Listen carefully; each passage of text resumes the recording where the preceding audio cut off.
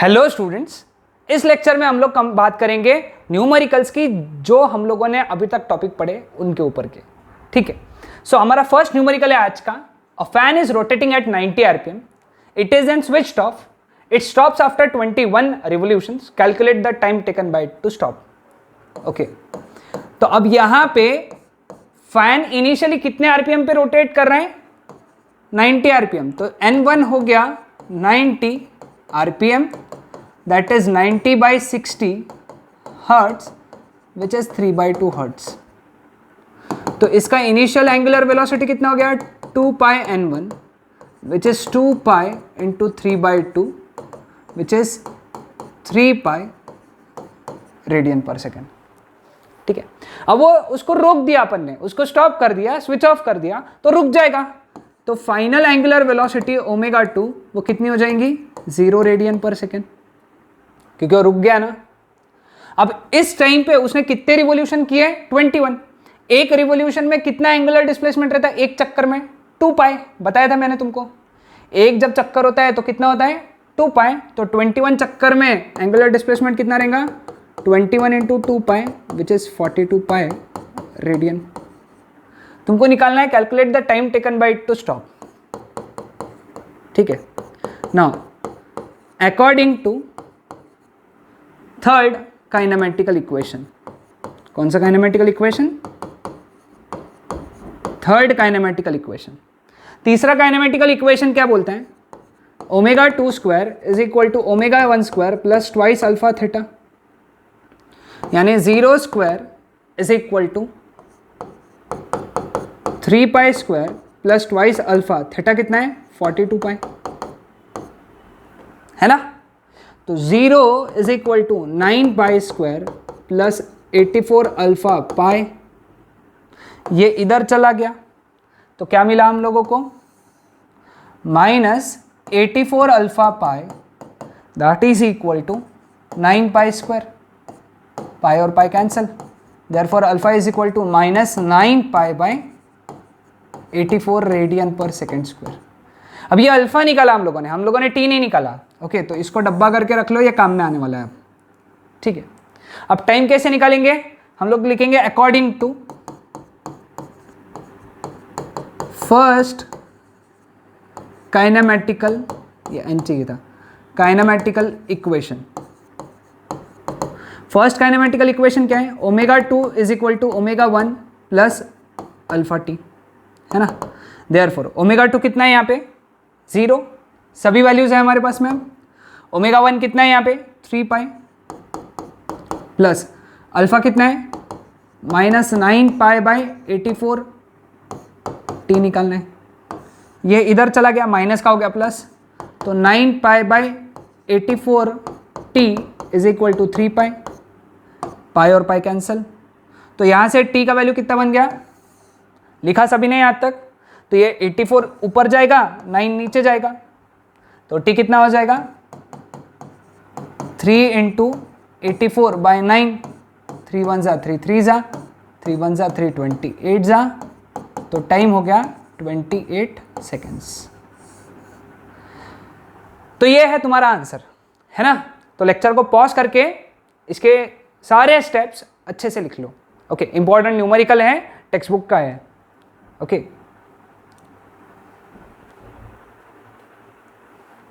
next, this is one of the most important numerical. Example 2, an ant is stuck यानी अटक गया to the rim of bicycle of diameter 1 meter.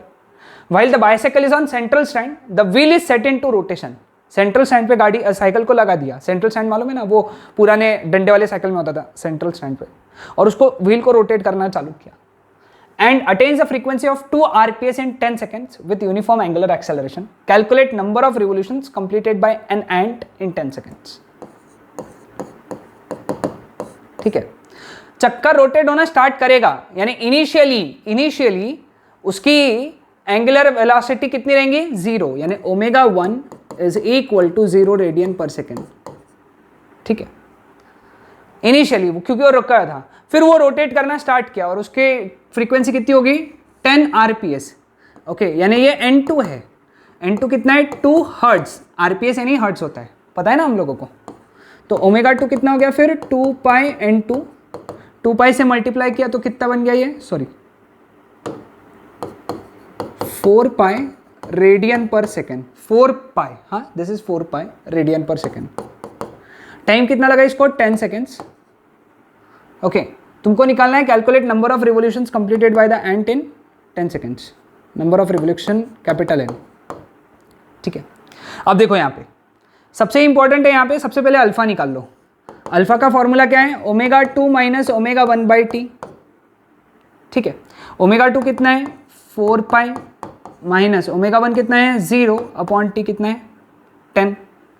Therefore alpha is equal to 2 pi by 5 radian per second square, ये आ गया alpha. ठीक है, अब number of revolutions completed by the ant in 10 seconds, 10 second में कितने रिवोल्यूशन कंप्लीट किए। ठीक है, सभी को पूरे प्रॉब्लम्स लिखने हैं। हाँ, तो नंबर ऑफ रिवोल्यूशंस कंप्लीट करने के लिए सबसे पहले तुमको निकालना पड़ेगा थीटा। तो लिखेंगे अपन according to second kinematical equation. क्या है second kinematical equation, theta is equal to omega 1t plus half alpha T square. तो ओमेगा 1 कितना है बेटा, यहाँ पे ओमेगा 1 कितना है 0 इंटू टी कितना है 10 हाफ अल्फा कितना है 2 पाई बाय 5 और टी स्क्वायर, टी यानी कितना है 10, 10 का स्क्वायर कितना हुआ 100, 2 और 2 कैंसल, ये 20, ये तो 0 ही है, तो थीटा इज इक्वल टू 20 पाई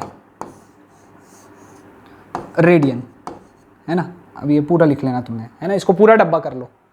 ठीक है, अब लास्ट पार्ट इस प्रॉब्लम का, बहुत आसान प्रॉब्लम, नंबर ऑफ रिवोल्यूशंस, उसका फॉर्मूला डायरेक्ट है n is equal to theta upon 2 पाई।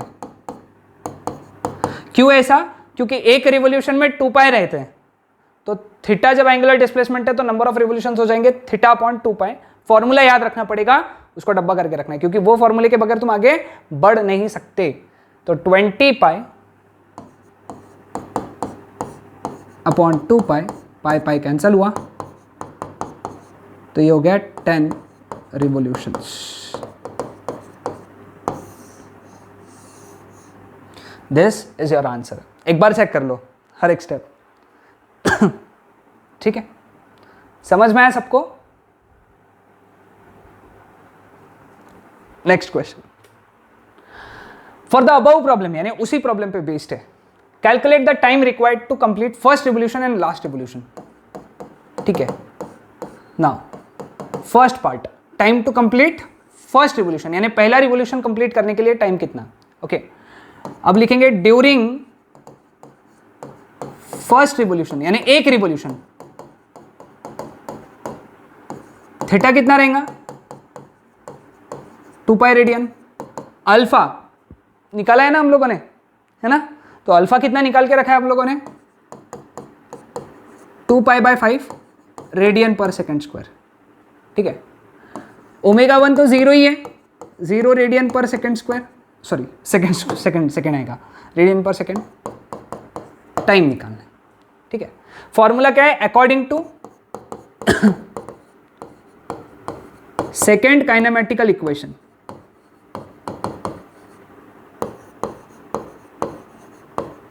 जो दूसरा काइनेमेटिकल इक्वेशन है, क्या है दूसरा kinematical equation, theta is equal to omega 1t plus half alpha T square. ठीक है, थीटा कितना है 2 pi is equal to 0 into t निकालना है, हाफ अल्फा कितना है 2 पाई बाय 5 टी स्क्वायर, 2 और 2 कैंसिल। ओके, तो क्या करेंगे हम लोग यहाँ पे 2 pi is equal to pi by 5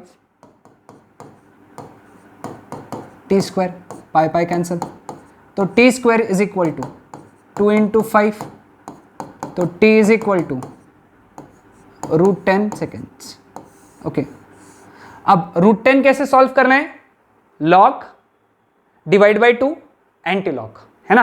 अब मैं वो सॉल्व नहीं करूंगा, लेकिन तुमको log anti log divide by 2 का मेथड तो मालूम है ना, log divide by 2 anti log, ये मैंने तुमको पढ़ा है सेपरेट लेक्चर में, बताया कि स्क्वायर रूट कैसे निकालते। तो तुम अगर इसको सॉल्व करोगे तो तुम्हारा जो आंसर आना चाहिए अप्रोक्सीमेटली 3 पॉइंट समथिंग आना चाहिए। ओके, तो let us just keep it at, तुम सॉल्व करोगे इसको। ओके, लास्ट रिवोल्यूशन, टोटल कितने रिवोल्यूशन कंप्लीट कर रहे हैं वो 10, है ना। तो अब सेकेंड पार्ट चालू कर रहे हैं हम लोग, लिखो। ओके, फॉर लास्ट रिवोल्यूशन, समझ में आना, समझ के लेना, ये बहुत इंपॉर्टेंट पार्ट पढ़ा रहा हूं। For last revolution time is equal to T10 minus T9, समझे। Time required for 10 revolution minus time required for 9 revolution, अगर तुम इनको माइनस कर लोगे, यानी 10 रिवोल्यूशन को लगने वाला टाइम माइनस 9 रिवोल्यूशन को लगने वाला टाइम, अगर तुम ये करोगे तो तुमको 10वें रिवोल्यूशन का यानी लास्ट रिवोल्यूशन का टाइम मिलेगा, क्योंकि 10 ही रिवोल्यूशन हो रहे हैं। हम लोगों ने देखा स्टार्टिंग में 2 हर्ट्ज है ना, तो टोटल 10 सेकेंड में 10 रिवोल्यूशन हो रहे हैं। तो आखिरी के रिवोल्यूशन के लिए टाइम कितना है यहाँ पे, T10 माइनस T9। तो T10 तो मालूम है, वो है 10 सेकेंड्स, अब T9 निकालना है। Okay, now for 9 revolutions theta is equal to 9 into 2 pi which is 18 pi. Alpha तो यही है 2 पाई बाय 5। ये टिपिकल प्रॉब्लम है, मैंने तुमको पहले ही समझाया, बहुत बड़ा प्रॉब्लम है टेक्स्ट बुक का और बहुत इंपॉर्टेंट प्रॉब्लम। ओके, ओमेगा 1 कितना है, 0 रेडियन पर सेकेंड। जो टाइम है वो है T9, जो अपने को निकालना है, T9 निकालना है ना। तो अगेन इक्वेशन सेकेंड तुम क्या लिखोगे, according to second kinematical equation. कौन सा, second kinematical equation.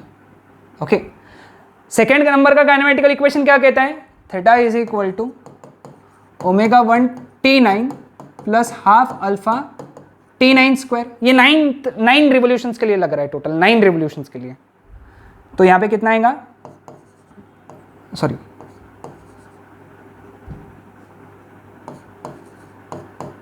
18 pi is equal to omega 1 कितना है 0 into T9 plus half 2 pi by 5 into T9 square, cancel. तो 18 pi is equal to pi by 5 T9 square, pi cancel, 5 इधर। तो T9 square is equal to 90 which implies T9 is equal to √90 seconds. Okay, कितना है, √90 seconds. तो √90 अगर तुम solve करोगे कैसे, log divide by 2 anti log तुमको करना पड़ेगा बाजू में। ओके, मार्जिन में कर लेना पड़ेगा। तो वो आएगा 9.487 सेकेंड्स आएगा। ओके, T9 ये तुम अगर सॉल्व करोगे तो लॉग टेबल से सॉल्व करोगे तो, लेकिन अपने को T9 नहीं निकालना है, अपने को क्या निकालना है, T। तो T is equal to T10 minus T9, 10 minus 9.487। तो बस ये तो कैलकुलेशन बहुत सिंपल है, 10 माइनस 9.487, 3 1 कैरी 1 1 कैरी 5 1 कैरी, तो 0.513 सेकेंड्स। तो दिस इज योर आंसर। तो ये है हमारा आज का थर्ड न्यूमेरिकल। ओके, बहुत इंपॉर्टेंट न्यूमेरिकल है, इसको बहुत अच्छे से समझ के लेना है। एक एक स्टेप क्या किया अच्छे से पढ़ के लो, और कुछ नहीं समझता है तो मुझे पूछो, I will just clear your doubt. Okay, next question, coefficient of static friction between gramophone disc and coin is 0.5, है ना। कोएफिशिएंट ऑफ स्टैटिक फ्रिक्शन यानी म्यू एस दिया हुआ है, कितना दिया हुआ है 0.5।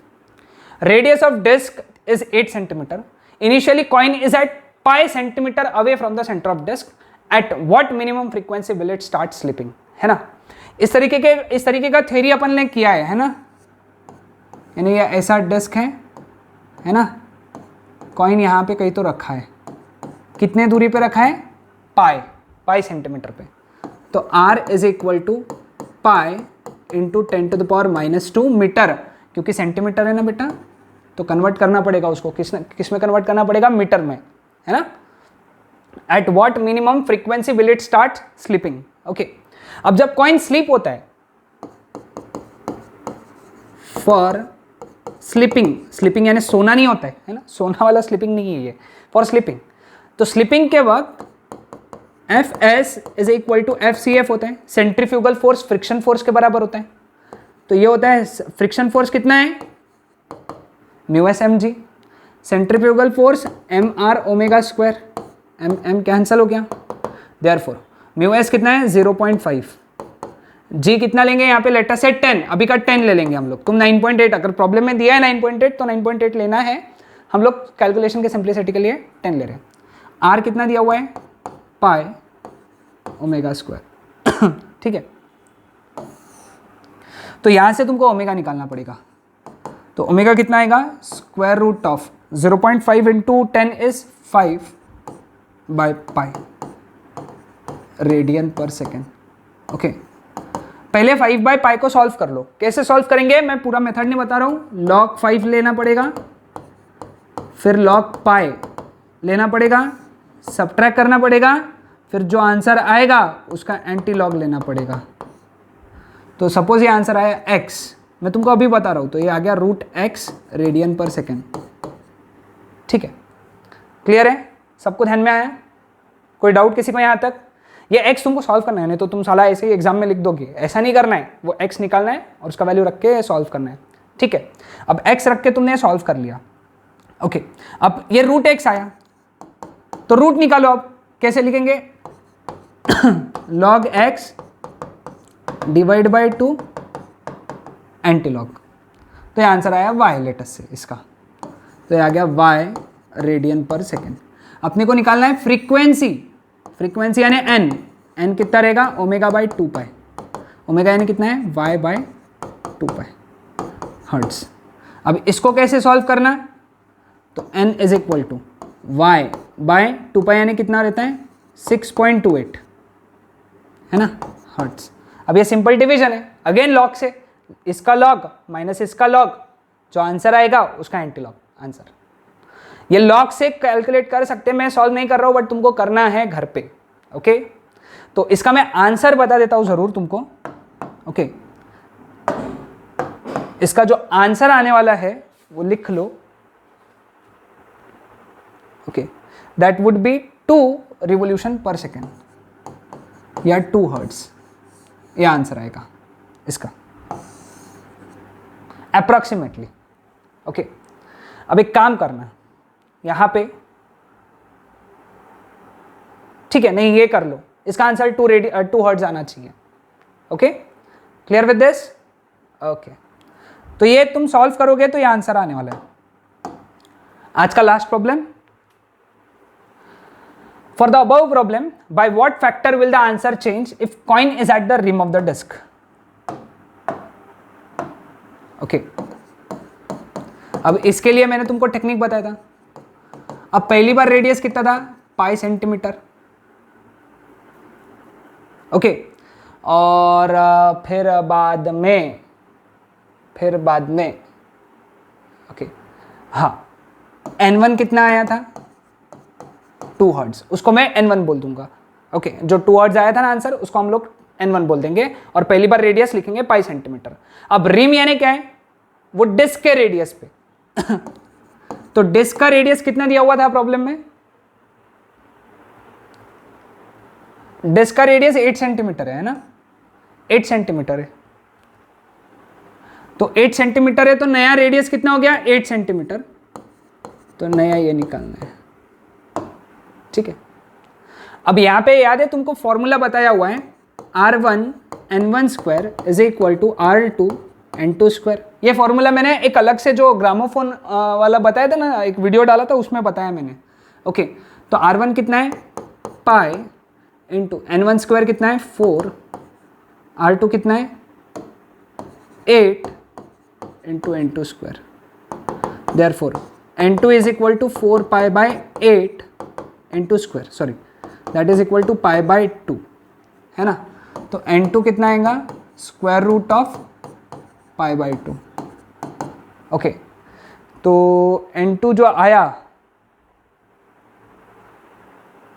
n2 जो आया है इसको सॉल्व कर लेना है। नहीं, बाय व्हाट फैक्टर बोला है ना, सॉरी बाय व्हाट फैक्टर बोला है, एक्सट्रीमली सॉरी, तो यहाँ से चेंज हो जाएगा अपना, है ना, सॉरी बाय व्हाट फैक्टर बोला है। तो हम लोग क्या करेंगे, r1 n1 square is equal to r2 n2 square लगाएंगे। तो n1 by n2 that is root r1 by r2 आएगा, सॉरी r2 बाई r1 आएगा, r2 बाई r1, ठीक है। n1 by n2 is equal to n2 by n1 निकाल लो पहले, n2 by n1 is equal to root of r1 by r2, ठीक है। तो कितना आएगा यहाँ पे, n2 by n1 is square root of r1 कितना है, पाई, बाय r2 कितना है, 8। अब तुमको इसको सॉल्व करना पड़ेगा, square root of 3.14 by 8। Okay, इसको कैसे सॉल्व करेंगे, इसको सॉल्व करेंगे square root of 3.14 upon square root of 8, ठीक है। इसको सॉल्व करना, कैसे सॉल्व करेंगे, पहले log 3.14 divide by 2 then antilog, let us say answer x, फिर log 8 divide by 2 anti log, that is answer y। तो x बाय y, ठीक है। इसका आंसर x आया, सपोज इसका आंसर y आया, ओके। तो अब फाइनली आंसर कैसे निकालेंगे, log x log y minus करेंगे और जो आंसर आएगा उसका एंटी लॉग निकालेंगे, वो रहेगा z। वो तुमको करना है, इतने स्टेप्स तुमको करना है बाजू में, ओके। तो इसका आंसर मैं लिख देता हूं, इसका आंसर आएगा 0.63, यह आंसर आना चाहिए, okay. This is important, are we clear with this, okay. तो ये सॉल्व करना है, ये थे हमारे 5 एग्जांपल्स। कल हम लोग और इसके ऊपर के बहुत सारे एग्जांपल्स डिस्कस करेंगे, एक एक आज जो मैंने होमवर्क दिया है वो सारा का सारा अच्छे से सॉल्व करना है, ओके। That's it.